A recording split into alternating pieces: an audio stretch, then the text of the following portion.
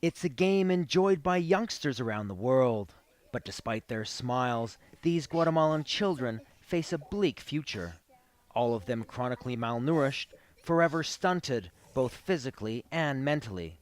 Their mother, Josefa, says it's impossible to break the cycle of poverty.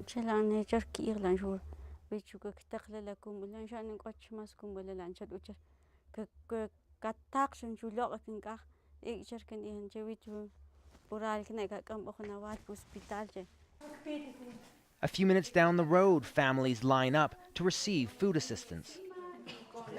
But the rations come from foreign governments and private groups.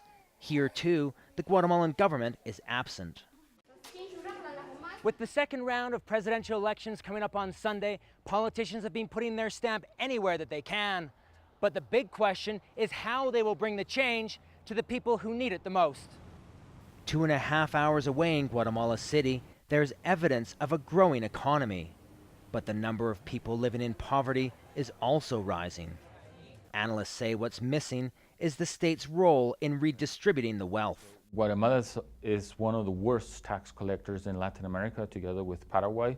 Under 12% of GNP is collected every year in taxes, which is very far from countries such as Brazil, which is much closer to 30% of GNP. Earlier this year, a multi-million-dollar tax corruption scam led to months of protests and brought down Guatemala's president.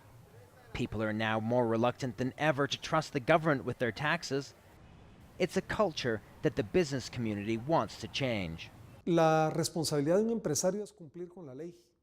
Y yo creo que cumpliendo con la ley mandamos un mensaje muy poderoso a los ciudadanos de hacer lo mismo y de que el gobierno efectivamente cumpla también con sus responsabilidades. For Josefa and families like hers, the responsibility to provide basic services for the country's most vulnerable should be a vital task for the country's next president.